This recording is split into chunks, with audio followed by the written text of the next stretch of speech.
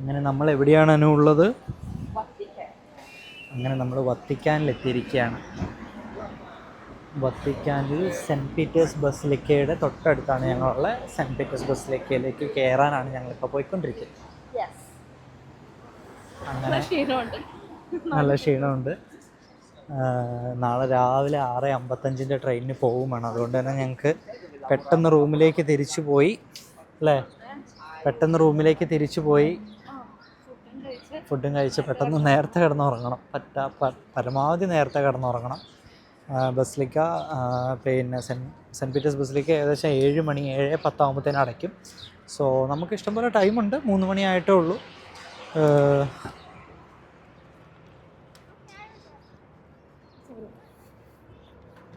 3 മണിയായിട്ടേ ഉള്ളൂ. നമുക്ക് ഒരുപാട് സമയമുണ്ട്. അപ്പോൾ ഏകദേശം ഒരു ക്യൂ എത്രയുണ്ടെന്ന് നമുക്കറിയില്ല. അത് നോക്കി നമ്മൾ ഒരു 1 മണിക്കൂർ 1.5 മണിക്കൂർ കൊണ്ട് വിസിറ്റ് ചെയ്ത് ഇറങ്ങാൻ പറ്റുമെന്ന് വിചാരിക്കുന്നു. കുറച്ച് ഫാസ്റ്റാക്കി ചെയ്യാനാണ് നമ്മൾ ഉദ്ദേശിക്കുന്നത്. അങ്ങനെ നമ്മൾ ആ സെൻറ്റ് പീറ്റേഴ്സ് ബസിലിക്കയുടെ മുന്നിലെ സെൻറ്റ് പീറ്റേഴ്സ് സ്ക്വയറിലേക്ക് നമ്മൾ ചൈൽഡ്ഹുഡ് ഡ്രീമാണ് സത്യം അല്ലേ.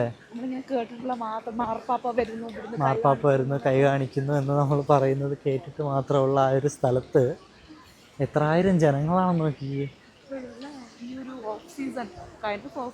ഇറ്റലിയിൽ അങ്ങനെ ഓഫ് സീസൺ ഒന്നും ഇല്ല ശരിക്കും.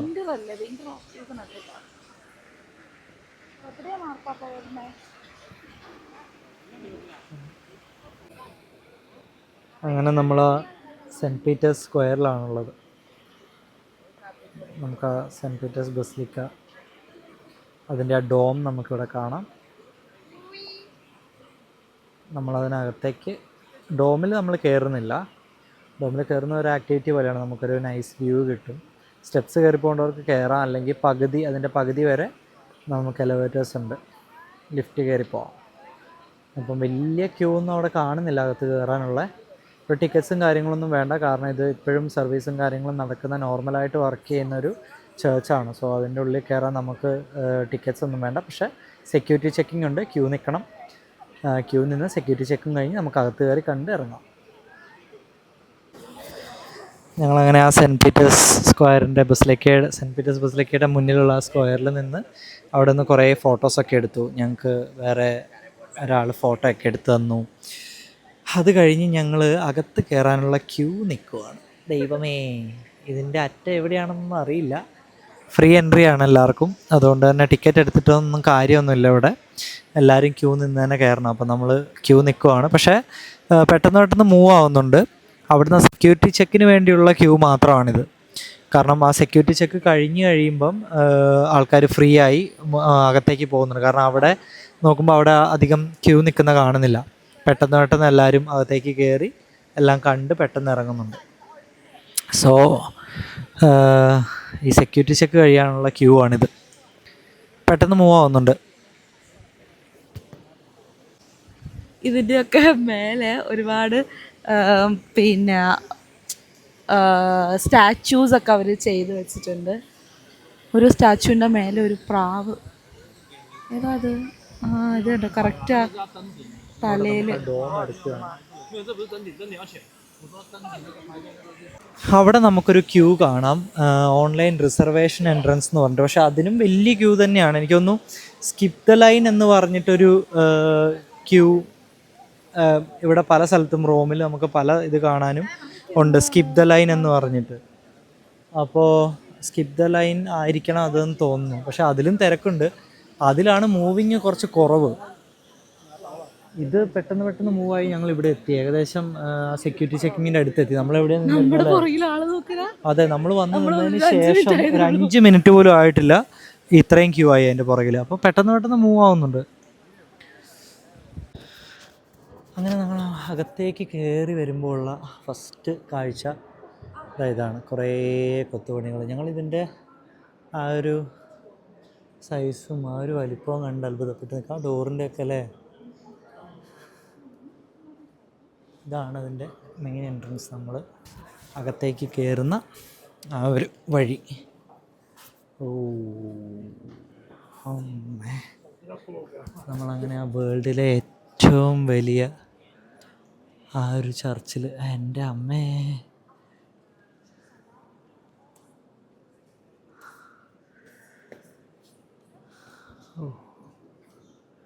ഇതൊക്കെ കണ്ണുകൊണ്ട് തന്നെ കണ്ട്, കാരണം അതിൻ്റെ കളറൊന്നും നമുക്ക് ഇതിൽ ഫോട്ടോയിലും വീഡിയോയിലും നമുക്ക് പറ്റുന്നില്ല. എൻ്റെ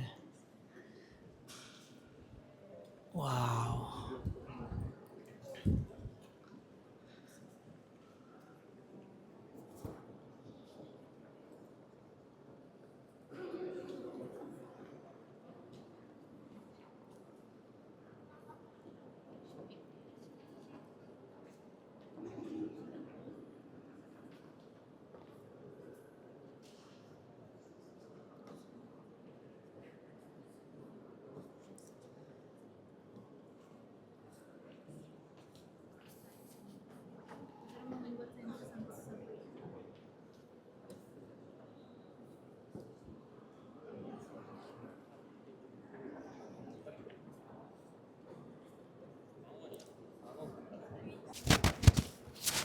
അപ്പോൾ നമ്മൾ ഈ സെൻറ്ററിലും ലെഫ്റ്റിലും റൈറ്റിലും ആയിട്ട് കുറച്ച് മോണ്യുമെൻറ്റും, ആ സെൻറ്ററിൽ കാണുന്നത് 1903 തൊട്ട് 1914 വരെ പോപ്പായിരുന്ന സെൻറ്റ് പിയൂസ് എന്ന് പറഞ്ഞ് പോപ്പിൻ്റെ ബോഡിയാണ് റിമൈൻസ്.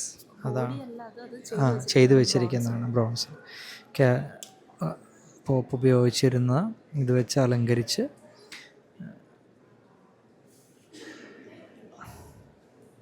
സൂക്ഷിച്ചിരിക്കുകയാണ്. അതുപോലെ അത് ബെനഡിക്റ്റ്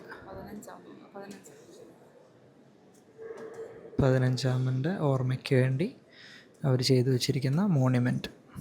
അതുപോലെ നമ്മൾ റൈറ്റ് സൈഡിൽ കാണുന്ന മോണ്യുമെൻ്റ് എന്ന് പറയുന്നത്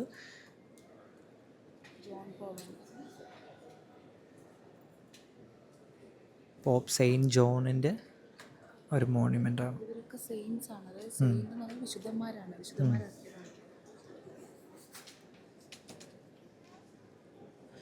അങ്ങനെ നമ്മളിങ്ങനെ അത് കണ്ട് നമുക്കവിടെ മെഴുകുതിരിയൊക്കെ കത്തിക്കാം.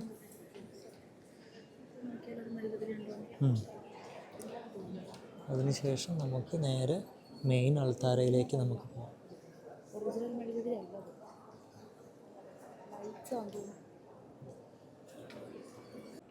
ഞാൻ പറഞ്ഞ നമ്മൾ നേരത്തെ കണ്ട മെഴുകുതിരി കത്തിക്കാമെന്ന് പറഞ്ഞത് അത് ഒറിജിനൽ മെഴുകുതിരി അല്ല.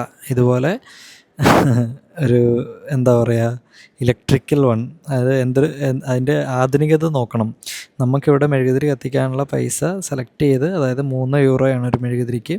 അത് സെലക്ട് ചെയ്ത് നമ്മൾ പൈസ ടാപ്പ് ചെയ്ത് കഴിഞ്ഞാൽ ഇതിലേതെങ്കിലും ഒരു ബട്ടൺ ഓപ്പൺ ആവും, ഏത് ബട്ടണാണ് നമ്മൾ ഞെക്കേണ്ടതെന്നുള്ളത്. അപ്പോൾ ആ ഒരു ബട്ടൺ ഓപ്പൺ ആക്കി കഴിയുമ്പം നമ്മൾ ഏതാണോ ചൂസ് ചെയ്ത് ആ മെഴുകുതിരി കത്തും. അതെ, നമ്മൾ ആ ബട്ടൺസ് പ്രസ് ചെയ്യണം. എന്തൊക്കെയാല്ലേ.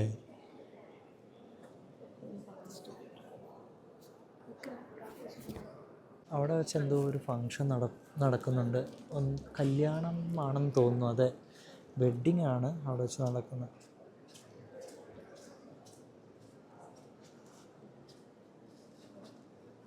ഓ, സെൻറ്റ് പീറ്റേഴ്സ് ബസിലിക്ക വത്തിക്കാനിൽ വെച്ച് കല്യാണം. അവരുടെ ഒരു സ്വപ്ന സാക്ഷാത്കാരമായിരിക്കില്ലേ.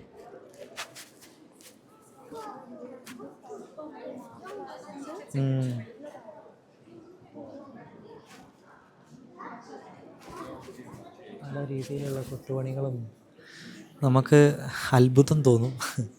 അത്ഭുതം തോന്നാൻ എന്തിരിക്കുന്ന അത്ഭുതം തന്നെയല്ലേ അല്ലേ.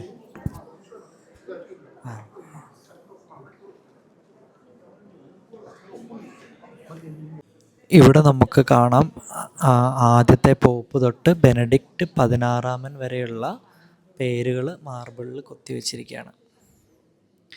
അതിന് ശേഷം എന്തുകൊണ്ട് എന്ന് നമ്മൾ സെർച്ച് ചെയ്ത് നോക്കണം.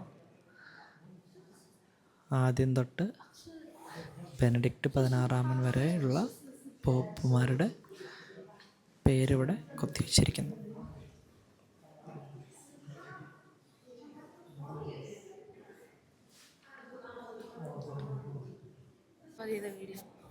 നമ്മളപ്പോൾ അവിടെ പോപ്പുമാരുടെ പേരുകളും മറ്റും കൊത്തിവെച്ചിരിക്കുന്ന ആ ഒരു സ്ഥലത്തുനിന്ന് നമ്മൾ മെയിൻ അൾത്താരയിലേക്ക്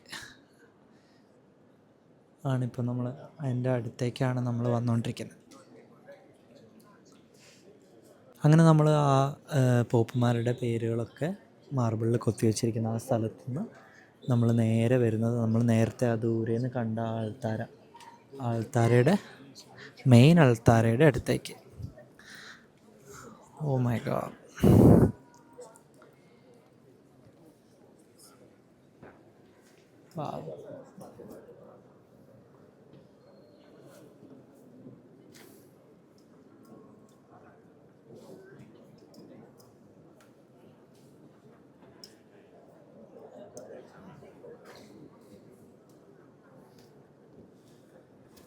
ഇതിൻ്റെ ഒരു ഭംഗി ഒരിക്കലും നമുക്ക് ഫോണിലോ വീഡിയോയിലോ നമുക്ക് കാണാൻ പറ്റില്ല.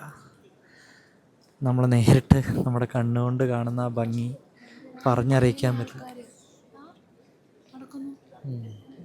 അതാണ് ആ മെയിൻ ഡോം. ഏകദേശം 500 സംതിങ് സ്റ്റെപ്സ് ഉണ്ടെന്നാണ് പറയുന്നത് നമുക്ക് ആ ഡോമിലേക്ക് കയറാൻ. അതിൽ പകുതി ഒരു 200-300 സ്റ്റെപ്സ് വരെ നമുക്ക് എന്താ പറയുക എലവേറ്റേഴ്സ്, ഞാൻ നേരത്തെ പറഞ്ഞ പോലെ എലവേറ്റേഴ്സ് ഉണ്ട്, അതിൽ കയറി പോവാം. അങ്ങനെ നമ്മളിപ്പോൾ കാണാൻ വേണ്ടി പോകുന്നത് ടോംബാണ്. പോപ്പുമാരെ അടക്കം ചെയ്തിരിക്കുന്ന ടോംബാണ് നമ്മളിപ്പോൾ കാണാൻ വേണ്ടി പോകുന്നത്. ഓരോ പോപ്പുമാരെ അടക്കം ചെയ്ത ടോംബും അതിൻ്റെ പേരുകളും ഇവിടെ എഴുതി വച്ചിട്ടുണ്ട്.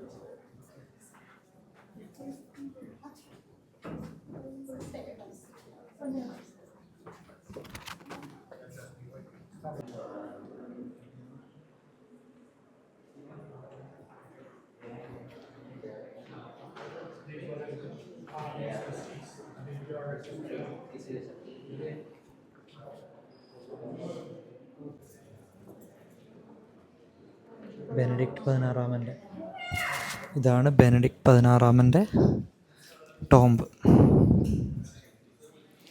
ഒരു കിടാവിളക്ക് പോലെ ഒരു മെഴുകുതിരി, ഒരു ധൂപം അവിടെ കത്തുന്നു. വളരെ സിമ്പിളായിട്ട് അവർ സൂക്ഷിച്ചിരിക്കുന്നു ഒരു പ്രത്യേക ഏരിയയിൽ. ഇത് മറ്റൊരു പോപ്പിൻ്റെ Boniface 8 of Anagni, called the first jubilee in the history of the church. Holy year 1300.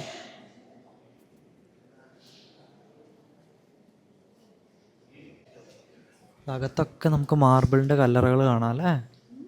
അകത്തൊക്കെ ഇതൊക്കെ മാർബിളിൻ്റെ കല്ലറകളാണ്.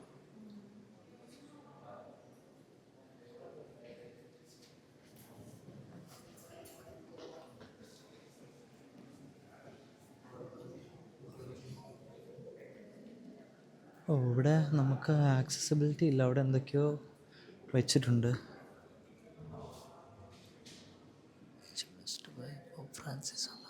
അനുമോള ഇങ്ങോട്ട് വാ. Image blessed by Pope Francis.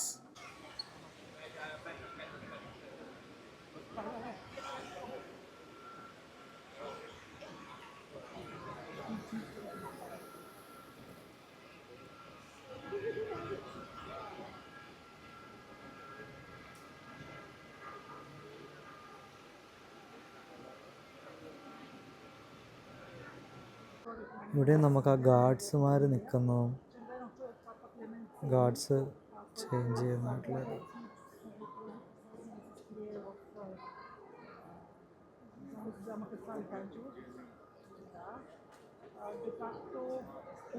അവർക്ക് മാത്രം ആക്സസിബിലിറ്റി ഉള്ള കുറച്ച് ഏരിയ.